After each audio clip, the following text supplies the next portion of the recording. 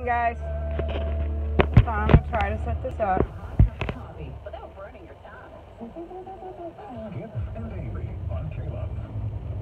I don't know if anybody will join me this morning, but that's okay.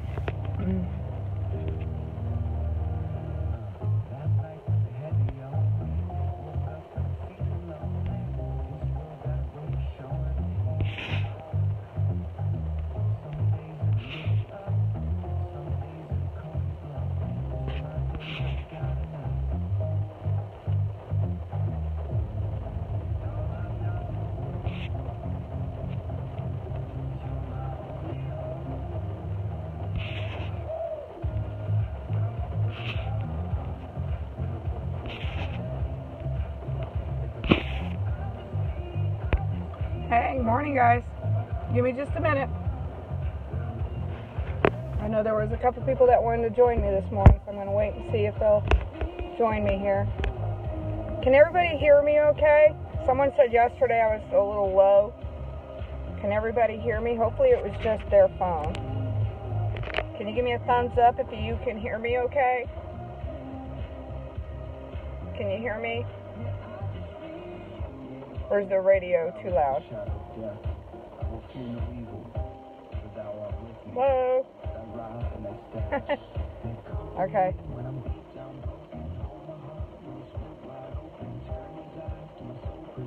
All good. All right, thank you.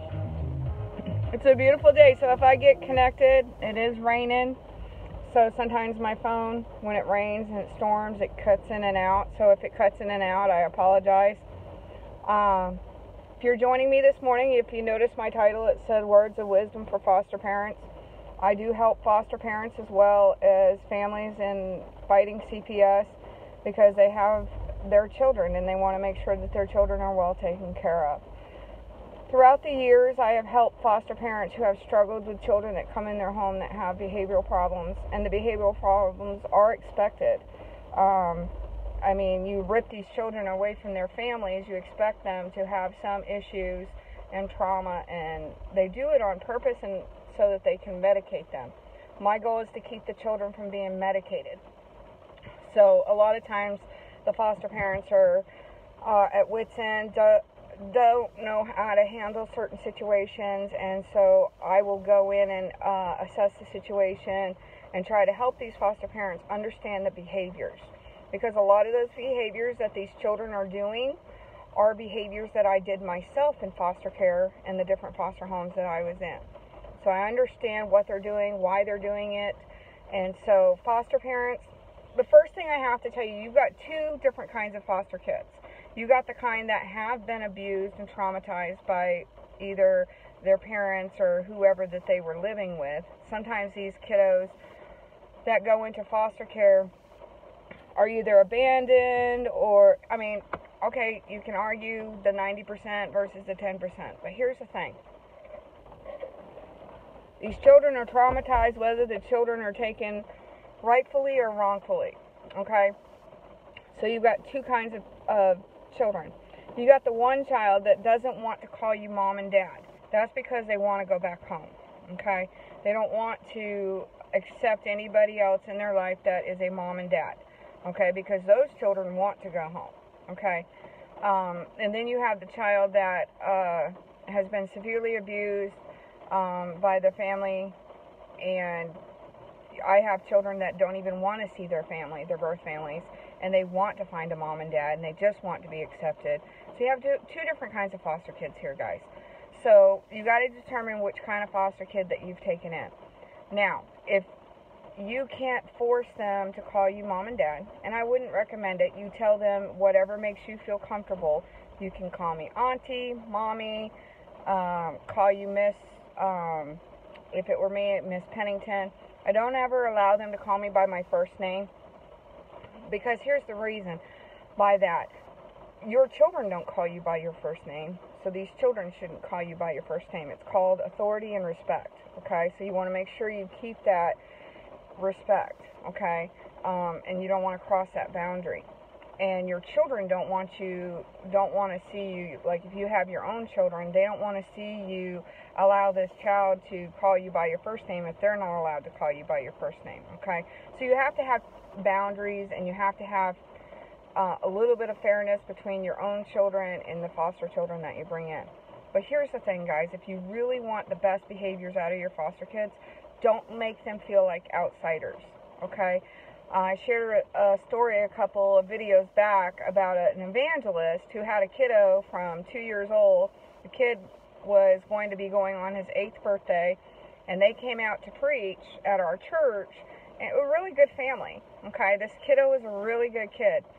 But the evangelist got up, and he introduced his family as my wife, my son, my daughter, my foster child, okay? And I understand a lot of times foster parents don't even think about this. But when you introduce a foster child and they've been in your care for quite some time, you're basically, that child, when they hear that, is hearing, I don't belong. I'm still the outsider. And if I do anything wrong, it's not their fault because I'm not their kid, okay? So that's what they're hearing. That's not what you're saying, but that is what they're hearing. Ooh, enlightening. Did you guys see that? Okay? So, does that make sense so far? And if you have questions, guys, go ahead and ask them. That way, I can address any questions that you might have. Might have to put my glasses on so I can see the questions. Let me look, see if I got my glasses. I had them yesterday. I finally found them. My husband had them in his coat pocket. So, let me see if I can find my glasses. Oh, goodness. Well, maybe not. Maybe I set them down. But anyways, I'll try to read any of your questions. Or if you want to come on video and ask questions, that's fine too. Okay, so this evangelist introduced his family like this. And then during the sermon, he had actually made the comments about, because he was teaching about family, and he was teaching about godly families. And he made the comment that sometimes he just doesn't understand. As a parent, sometimes you just don't understand the behaviors. And so he was like, we'd be in the middle of playing a game, and he will just have a total meltdown, topple the game over, go run to his room and cry, and we can't find out. He won't talk to us. He won't tell us what's wrong, and he ruins the game for everybody, okay? And, I mean, he's talking about this kind of stuff in his sermon, okay? The kiddo is sitting in the audience, people, okay? So here I am taking notes because I want to help this kid, okay? I mean, it's a good evangelist. He's a good man. But the thing is, he doesn't know what he's doing. And he's had this child in his family for almost a little over 5 years, and he's still having problems with this foster child.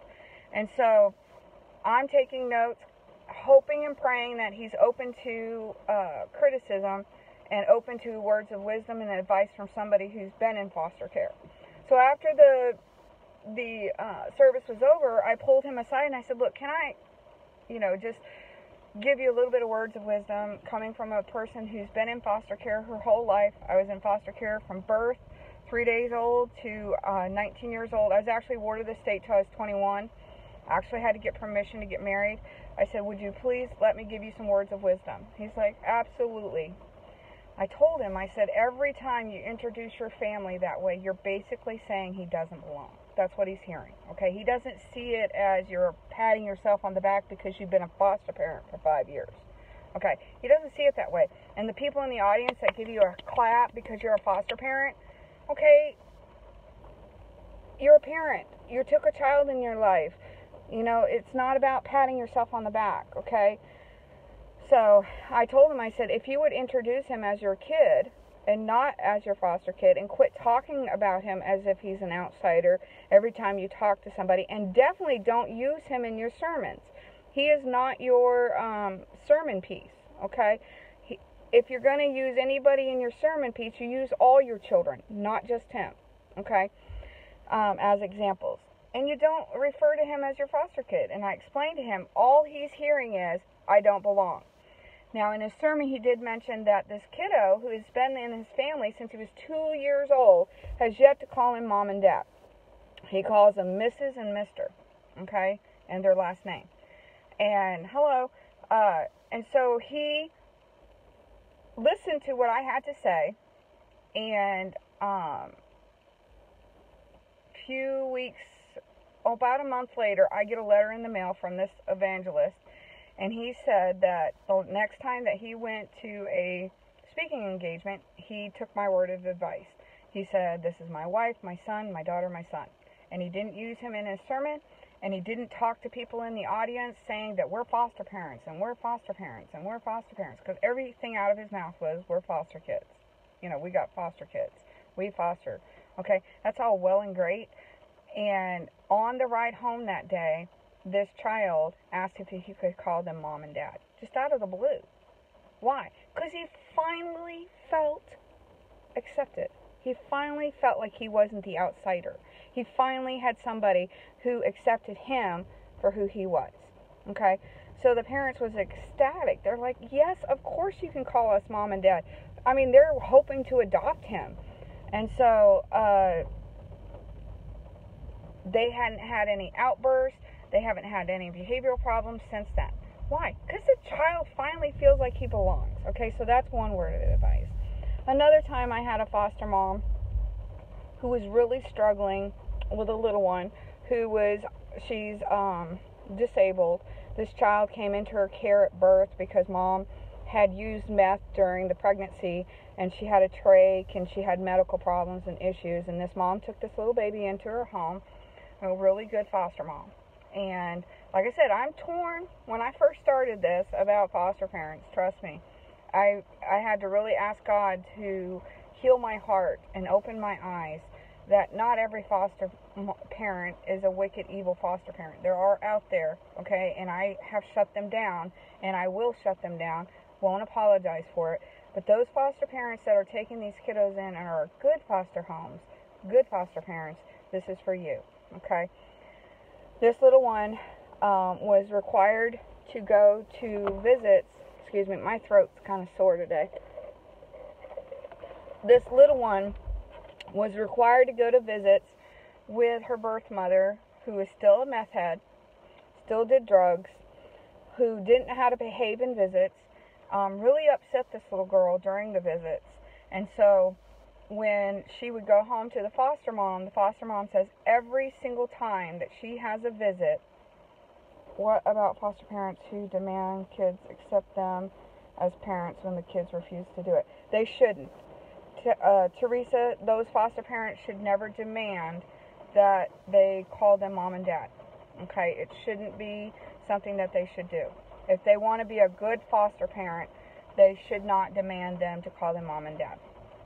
And that's because that child who refuses to do it most likely wants to go home. Okay? And they don't want to accept another family. Okay? They want to go home.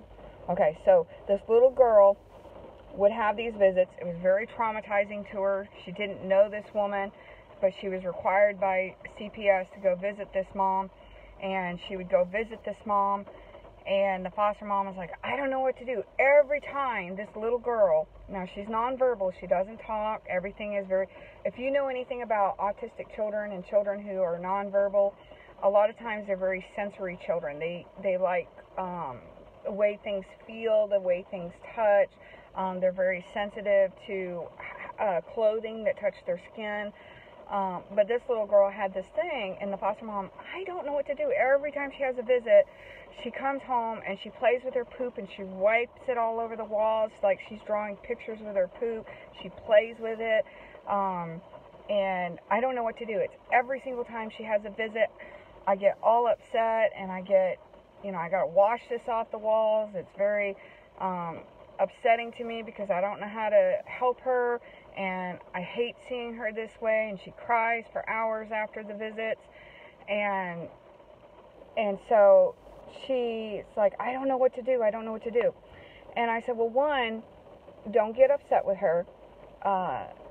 When we need to redirect that sensory need, okay? We want to encourage her to be able to have that coping skill, but in a control environment. And she's like, what are you talking about? And I said, well, hear me out here. I said, what if every time that when I bring this little girl back from her visit, I said, why don't we have it already set up for her, because we already know she's upset. We already know that she's having difficulty, and this is a coping skill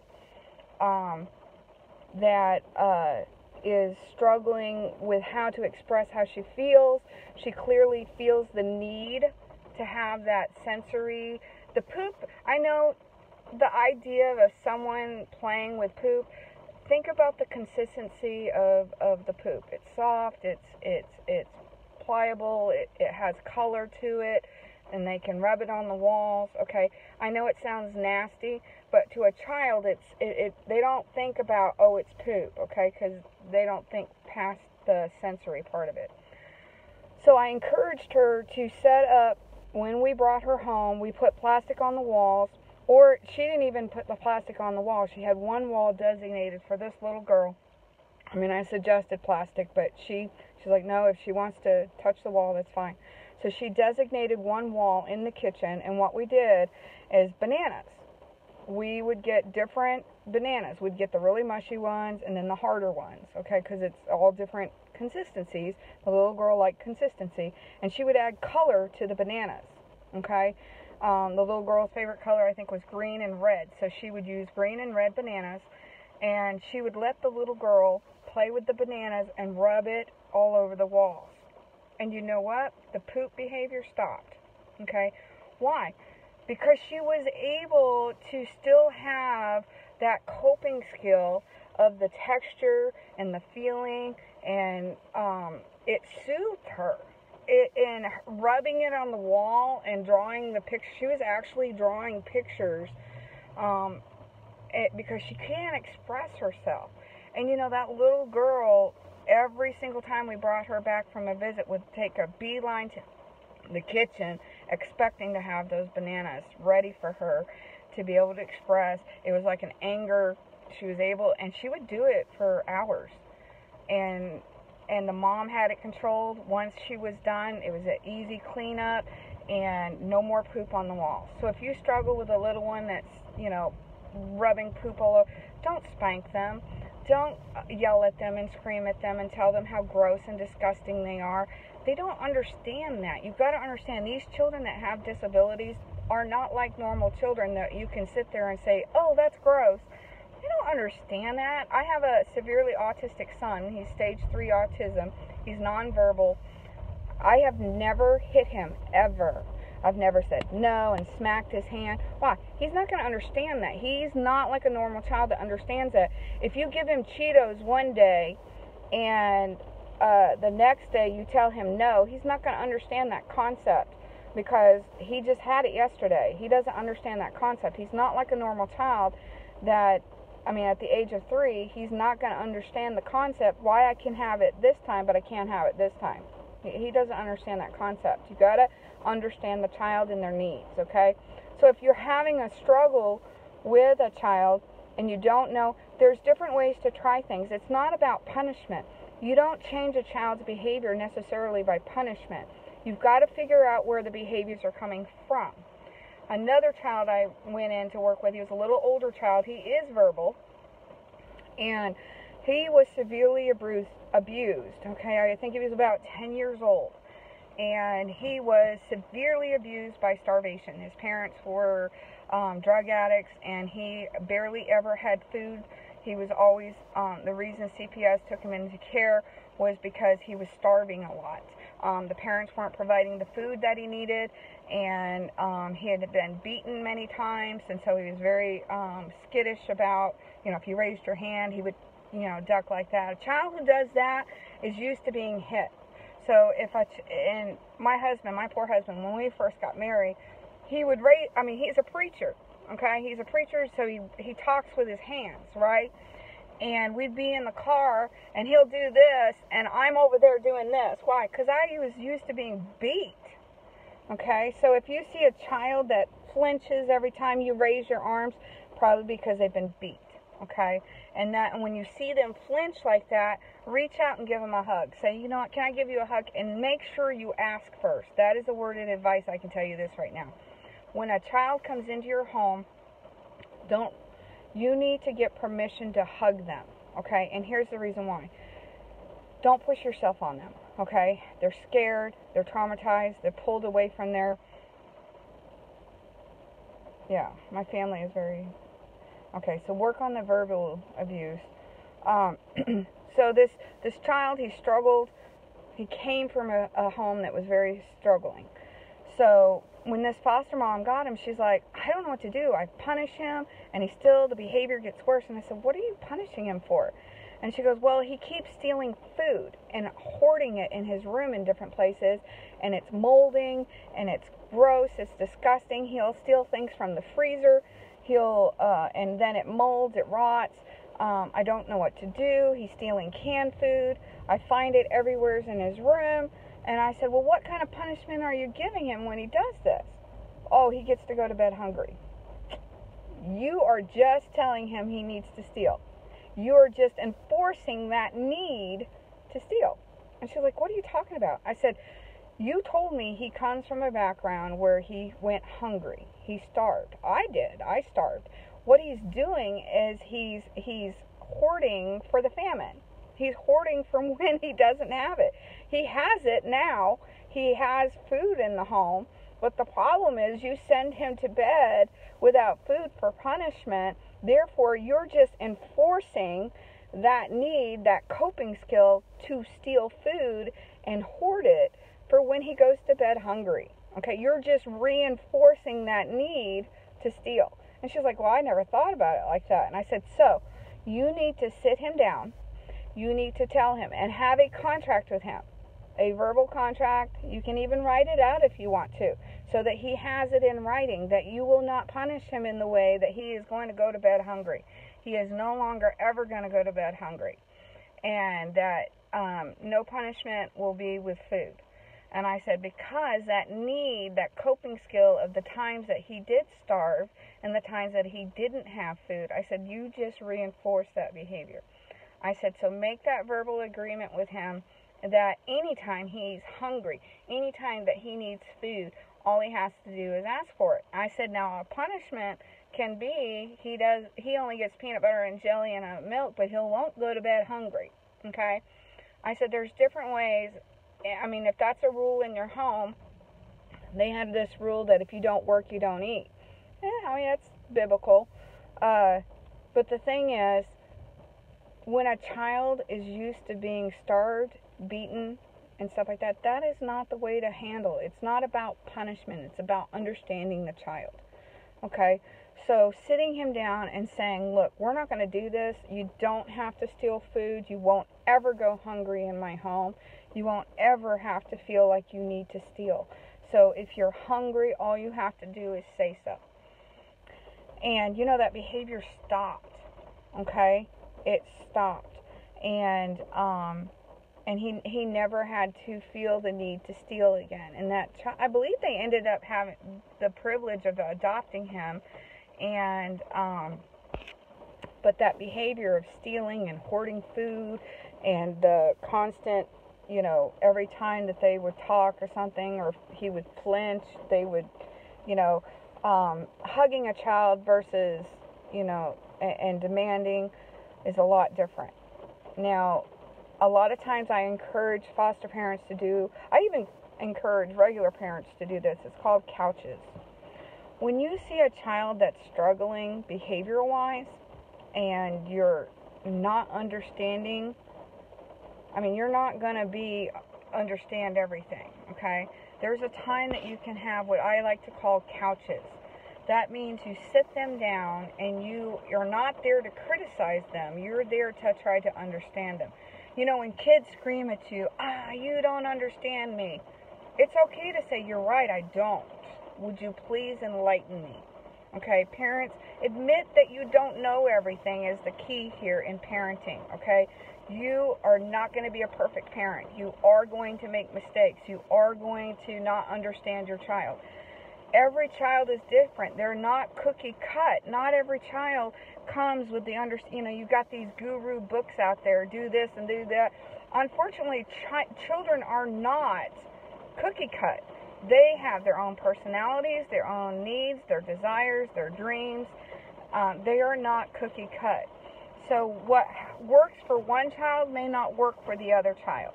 Okay, so punishment for one child may work, but won't work for...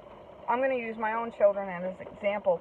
I had one child, she was so sensitive that all I had to do was give her the look of disappointment and the waterworks would start. And she'd be all, I'm so sorry, I won't do it again. All I had to do was give her the look, right? Then I had another child.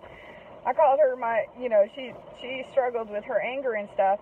The look didn't work. The look just made her more mad. Okay, so you have different children who have different needs, and what works for one child is not going to work for another. Okay, and so you can't, these house rules and these disciplines and stuff like that have to be, I like to call it natural consequences. It has to fit the crime. Okay, each child is different. Each punishment should be different. It shouldn't have to be, I believe in natural consequences. There's a lot of different things that you can do for children. Okay, just understand that children are not cookie cut. They're not going to come and what's going to work for one is going to work for the other. So just a little bit of words of wisdom, guys. If you are a foster parent, understand you're going to have two different kinds of kids. You're going to have the kids that want to go back home, and how dare you be their parent, okay? You need to respect that. I know it's hard, and it's my house rules, my this, my that. I'm not going to let you control train. There's a way of dealing with that. You're right. I'm just a temporary placement for you. You can call me Auntie so-and-so or Miss Pennington, and I would no way want to be a replacement for your parents. I mean, you have those kind of children, and then you have those other children that come running in, hugging you, want you to accept them as their mom and dad, and those are the ones that want to be integrated into your home and don't want to be the outside child, don't want everybody to know that they're foster kids. They want to belong. So you got two different kinds of foster kids here, guys, and which one is it that you're dealing with? And that's what you have to ask yourself when they show up on your doorstep. What kind of foster kid do I have? Do I have the kind that wants to go home? Not every child wants to go home. Okay, guys? It's just the fact. It's just the truth, okay? And then you have the children that are looking for somebody to love them, that don't feel loved, who are coming from an actual abusive home, okay? So, just a little bit of words of wisdom. If you have any questions for me, anybody have any questions for me? The biggest key here, guys, is yelling. Don't yell at these kids. If you're a yeller, learn how to not be a yeller. Okay? Call me up and let me teach you how. Okay? Because yelling doesn't solve the situation. All it does is add fuel to the fire. Okay? I worked in juvenile facilities where these kiddos, literally this close to my face, screaming every profanity that they possibly could to get a rise out of me. Okay? They're going to test every water, every comment, every cuss word. They're going to, everything that they can throw at you, these kiddos are going to do. The problem is don't give into it, don't yell, don't scream, just wait. I would have children literally exhaust themselves screaming and yelling at me. I mean, literally this close to my face screaming, okay? I had one kid do it for almost an hour screaming at me. He exhausted himself. He was so tired from yelling and screaming at me. He literally threw himself on the couch and he goes, what is it going to take to make you upset? And I said, you know what? I know you're upset right now, and everything that you're saying right now you don't mean. He just burst into tears. And he's like, you're right, I don't. He goes, you're the only person, the only staff member here that cares about us kids, and you don't yell at us, you don't mistreat us. And he goes, I had no right. I mean, he's apologizing to me for screaming at me for the last hour, okay? Now, other staff members, man, they would have screamed back instantly. How dare you? Don't yell at me. No, he needed to vent. He literally needed to vent. And when he was done venting, he sat down on the couch literally like, oh. And I said, now are you ready to talk? I'm more than willing to talk with you. Okay? That's how children would open up to me. Why? Because they understood that I understood where they were coming from. I know that they're angry. They've got so much anger pent up inside them. They feel unwanted. They feel so discouraged. They feel like it's something that they've done, and it's nothing they've done. That's just it. It's nothing they've done. And they're just children. I tell them, you're just a child. You know, I understand it. I understand the frustration and the feeling. And being able to relate with them really helped them understand that, you know, there's somebody out there that understands them and understands how they're feeling, okay? So I would have foster parents start calling me up, asking me questions about different behaviors that they were struggling with. And like I said, some things work, some things don't. Be willing for open criticism. Be willing to get words of wisdom and word of advice. And, you know, those parents that have the attitude, well, I know what I'm doing. Okay, good luck with that, because you're just going to continue struggling. Because here's the thing, you don't know it all. Nobody knows it all. I don't know it all. I'm still learning with my autistic son, and my oldest daughter's 24, going to be 24. So if you're the type of parent that has the attitude, I can't learn anything, then you're really going to struggle as a parent, okay? Words of wisdom comes from other people that know what we're doing, okay? And that's why God says the older teach the younger. It doesn't necessarily mean age. He's talking about experience. The older experience, he's not talking about the age. You know, we're only supposed to learn from the elders. Well, elders also meant words of wisdom from people who had actually gone through it, okay? Words of wisdom doesn't necessarily have to come from somebody. I mean, words of wisdom can come from a child, okay? That's just it. It's about who's been through it, who's done it. The verse, overcome evil with good, it's those people have been through the fire, okay? Listen, be willing to take criticism. Be willing to open your heart up to words of wisdom and advice, okay? Learn from your elders, meaning learn from those who've been through it, okay, guys? That's how you learn. And if you sit there with your arms crossed, I can't learn anything, you can't tell me what to do, I'm a good parent. Okay, well, it doesn't have anything to do whether or not you're a good parent or not. But if you're struggling and having issues with your children, then you have to step back and say, what can I do to change? I had one time this family, because I do counseling as well with behavioral problem children, and I had this dad call me up, and he goes, I'm really having difficulties with my teenage son. I need you to come and talk to him. And I was like, okay, but I'm not going to talk to your teenage son. I'm going to come talk to you. And he's like, well, I don't know what that's going to do. It's him that needs to be changed. And I was like, okay, but hear me out. Will you hear me out? And he's like, yeah, come talk to me. So I came and I talked to him, and I said, well, what is it that you're struggling with? And he's like, well, he won't do his chores, and I have to yell at him, and he won't do it, and I'm screaming and hollering at him all the time, and he refuses to do, and he's disrespectful, and he's just won't do. And I said, well, what do you do? And he goes, I work every day, and I come home. And I said, well, what do you do when you come home? Well, I play my video games. Okay? And I said, so you don't spend any time with your son? Do you at least play video games with your son? He's like, no, this is my relaxed time.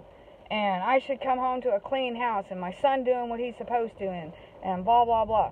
Okay, I hear what you're saying, but my rule of thumb, if you're not willing to do it yourself, parents, don't expect your children to do it. They're not your maids, okay?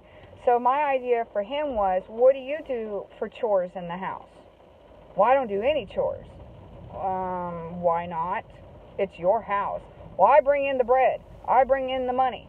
I did my chores. I get that. But if you're struggling behaviors and people not doing their chores, what they're looking at is, you're expecting me to do this, but you're not willing to do it yourself. You know, that they lose all respect for you. Okay? So my advice to him was, put your name on the chore list. My husband and I do. When we used to make out chores, when we were head house parents for 30 girls and 15 boys, we would have the chore chart, and as parents, we were on the rotation of the chores. Why? Because you can't expect the kids to do what you require them to do if you're not willing to do it yourself. Okay? They lose all respect for you on that, and they think that you only had them to be your slave. Okay? That's I've heard children say that. You only had me so I could clean your house, okay? That's not how it should be, people. If you're having difficulties with them doing their chores, make sure you put yourself on the chore chart. And not only that, they see how things are supposed to be done. And his biggest complaint was he would do it, but he wouldn't do it right. And I said, well, have you ever done it and showed him how you want it to be done? And he goes, well, I shouldn't have to. You're right, you shouldn't have to. But if you want it done the way you want it done, then you need to show him how to do it. And I never did talk to that young man that day. I talked to the dad. I said, if you want to change what your son is doing, you have to change how you're doing. You want him to get up out of his bed, then you go upstairs and you stand there until he gets up out of that bed. It's inconvenient, but you're parenting, okay? The problem was he was screaming from his chair, from his little video game chair, screaming and yelling, and if he wanted to stop screaming and yelling, he had to stop screaming and yelling. Okay, the kid wasn't making him scream and yell. He was doing it on his own because he was too lazy to put the game on pause and go up and actually be a parent. Okay, guys? You've got to actually be a parent, even if it inconveniences you. And I know it's inconvenient and it's tiresome and all you want to do is rest. I get it. But if all you're doing is screaming and hollering, then you need to reflect on that. Okay? I was counseling a mom one time. I'm going to share this with you. This mom didn't know how to do anything but yell. Literally. She was a yeller. Every single thing that came out of her mouth, some way, somehow, seemed like she was yelling. Okay? And, that was the biggest complaint that the kiddos had, was Mom always yells. Okay? So I told Mom this in one of our couch sessions. I said, how do you think your household would respond if you went 1 week without yelling? Not one yell. I said, can you do that? I said, and when you ask them to do things, don't yell at them.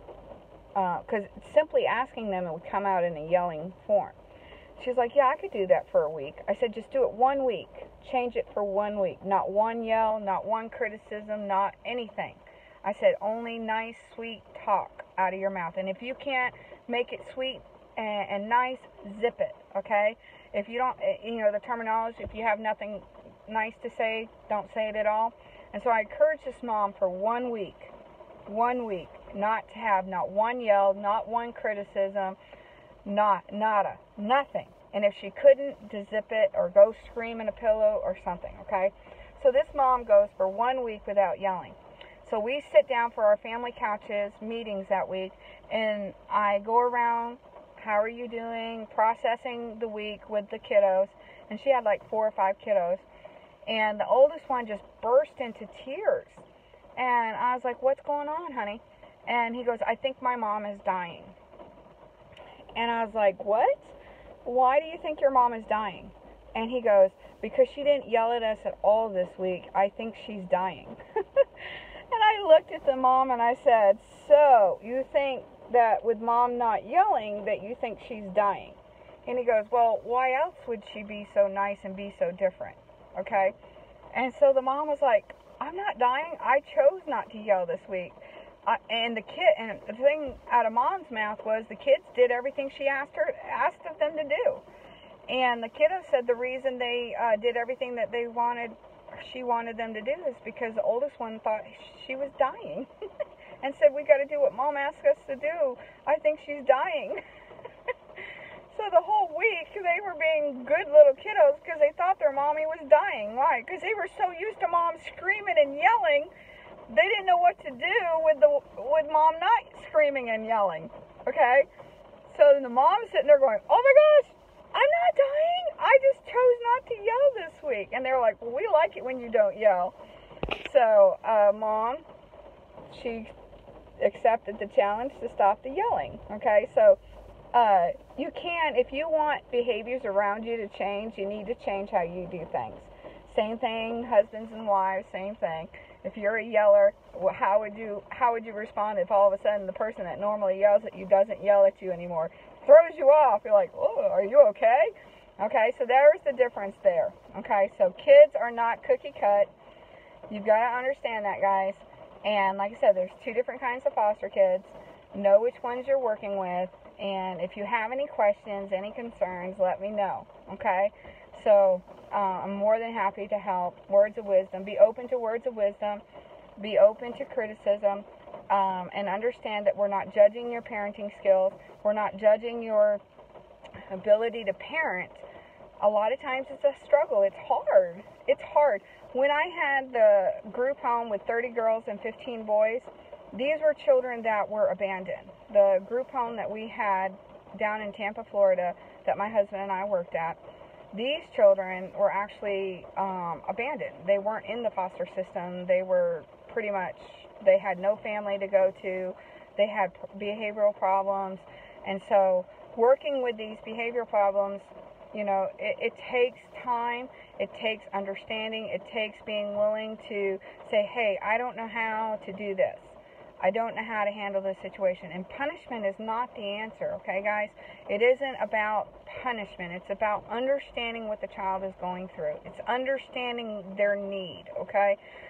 So it's not necessarily thinking that everything can be changed by punishment, okay? I believe in natural consequences. I believe in teaching children. You know, God tells us to train our children, not spank our, you know, we're not there to scream and yell at them, okay? That's not how you parent, okay? And, you know, children learn by example, okay? So, remember, children are not cookie cut. They do not come in a mold, okay? They have their own personality, their own way of dealing and coping with things. You have some children who, like I said, I had 6 children. They all had different personalities, different ways of dealing with stress. They have different ways of feelings. They have different ways of dealing with anger. They have different ways of dealing with fear. And being able to understand your children, you're not going to understand them. Just understand that you're not going to understand it, okay? And being willing to tell your children when you make a mistake. Don't be one of those type of parents that, I never make a mistake, okay? Be willing to show them that you're human. Be willing to be able to say, I'm sorry, okay? Because you do make a mistake, okay? We are not perfect. Parents are not perfect. We are human beings that are learning, okay? I'm still learning. I have a 3-year-old, and my oldest is 24, okay, guys? I have 6 children. I'm still learning, okay? And I'm a person that goes out and teach parents how to be parents. And I tell people, I'm still learning. I'm 45 years old, and I'm still learning, okay? Still learning, because I have a severely autistic son, and I'm learning, guys, and I'm not saying I know it all. I go around to other people that have children that are autistic, and I say, how do you deal with this? How do you do this? Why? Because I want to learn. I want to be able to be the best parent I can and learn from other parents who go through what I'm going through and what I'm experiencing, okay? So that's how we are able to help each other, is by our experiences and being willing to share that, okay? So be open to, if you need help, be willing to have criticism. Be willing to say, if you need help and I tell you, well, try to do this instead. If you're not willing to actually learn, then don't ask, okay? But foster parents, I know it's difficult, and, you know, it's hard, and I appreciate those who are good foster homes. Like I said, I've shut down foster homes, people. I, you know, lived and breathed foster homes for 19 years, grew up in the foster system. Unfortunately, it is something that we have. CPS needs to learn this about families. They absolutely do. And a lot of times, oh, am I still there? Okay. I'm still learning this Facebook thing, guys. All the little buttons and whistles and stuff that they have. I agree. The problem is these foster trainings that they do, they don't teach about the different behaviors. All they do is teach the basic, the cookie cut parenting classes. And I don't like that. My thing is, I would love to teach a foster home parenting class to help foster parents that struggle with behaviors and helping them understand how to deal with behaviors, because CPS doesn't know how. That's the problem with CPS. They don't know how. They literally, I would actually be the one training the caseworkers a lot of times. I love getting new caseworkers that were new in the system, when I was a parent aid company. Because why? I could mold them and teach them I mean, I got several caseworkers who quit their job because their supervisors would ask them to do things that they didn't agree with, and they had enough gumption to realize they needed to get out of the system. And I would beg them not to, because here's the reason why: we needed good caseworkers in there that were willing to work with the families and get the children back as soon as possible. But see, you know, that wasn't the supervisor's goal. But my thing was, in a corrupt organization, we need good people in there, like myself and those that I really molded, because we needed people to be able to stand up against the corruption. But the unfortunate thing is several of the caseworkers who refused to lie on documents got fired. Okay? So, it is sometimes difficult. Oh, I found my glasses, guys. Sometimes it is difficult. Oh, there we go. I can see better.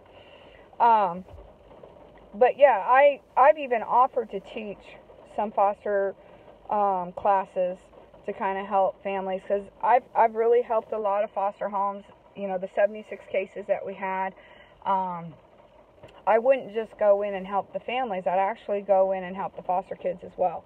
I would actually spend time with the foster kids, take them to Dairy Queen, you know, and they would get more counseling with me than they did with their counselor.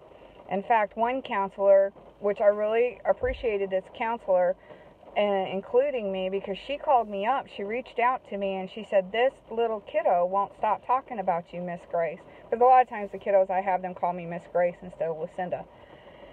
And she goes, "For some reason, all he wants to talk about is wanting you to be in his counseling sessions. He really likes to talk to you."